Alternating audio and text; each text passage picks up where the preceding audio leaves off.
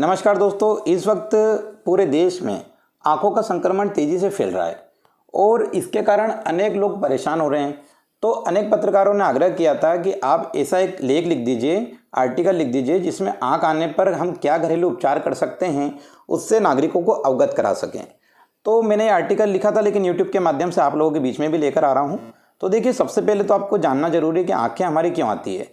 तो आंखें आने के कारण एक तो संक्रमण है, एक एलर्जी है और एक संक्रमित व्यक्ति के संपर्क में आने से भी आंखें आपकी आ जाती है। तो देखिए, सबसे पहले आपको जानना जरूरी है कि धूल मिट्टी और प्रदूषण से अपनी आंखों को बचाना है इस समय आपको। साथ ही आपको क्या करना है कि गंदे हाथों से अपनी आंखों को बार बार स्पर्श नहीं करना है। और यदि आपकी आंख आती है तो तुरंत अपने डॉक्टर से सलाह लीजिए, उनकी देखरेख में जो उपचार बताएंगे उसको भी करना है। साथ में घरेलू उपचार इसको भी आप कर सकते हैं। तो देखिए, सबसे पहले जो पित्त दोष हो जाता है उसके कारण आंख आने की समस्या हो जाती है। और ये संक्रमण जो हमारी भारी परत होती है जो आंखों की, उसमें ये संक्रमण होता है।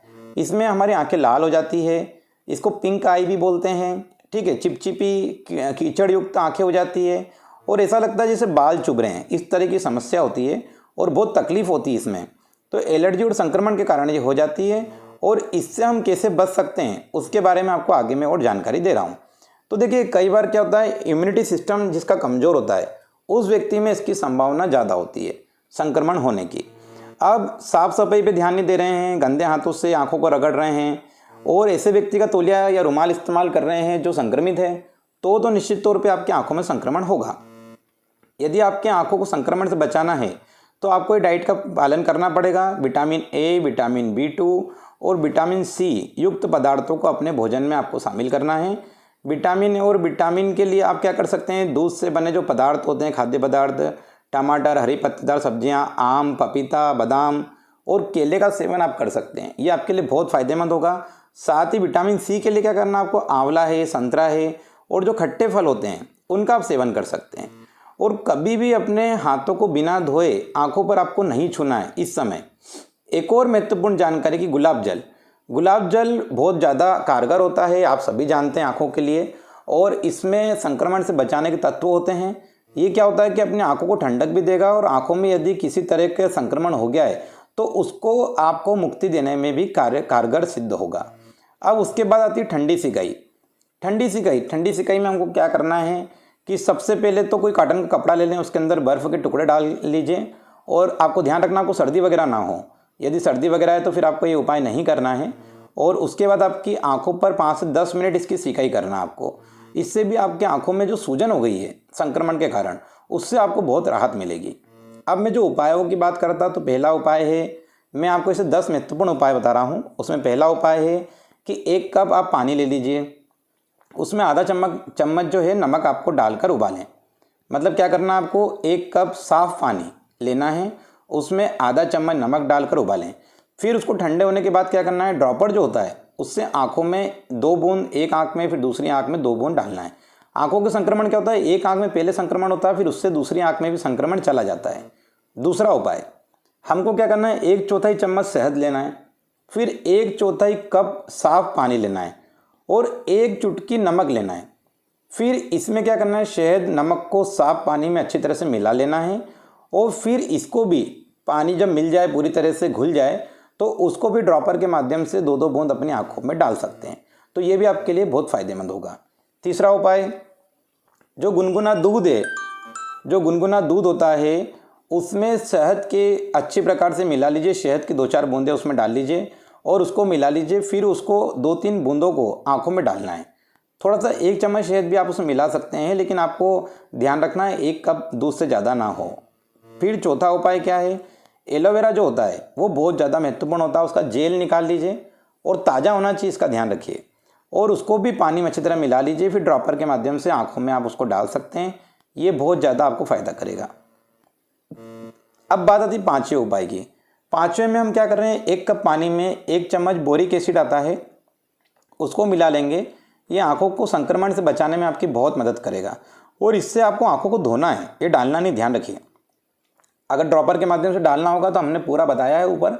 और इसमें क्या करना है, आपको आंखों को धोना है। इसका जो बिना के अपन ने 1 कप पानी में जो 1 चम्मच बोरिक एसिड का जो अपन ने मिश्रण बनाया है उससे फिर अपनी आंखों को धोना है और रुई की सहायता से आंखों को साफ करना है। ध्यान दीजिए, रुई की सहायता से करना है।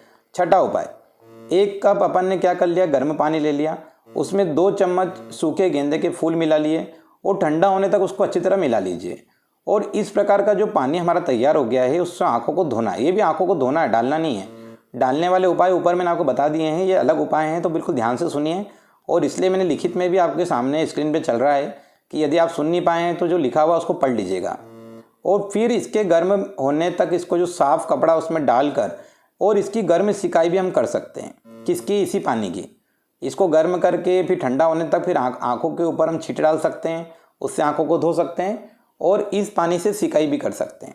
7वां उपाय, 1 कप पानी लेना है, उसमें 2 चम्मच जो सेब का सिरका मिलाना है और रुई की सहायता से पानी को आँखों के ऊपर हम साफ़ कर सकते हैं। ये भी अंदर नहीं डालना है, ध्यान दीजिएगा।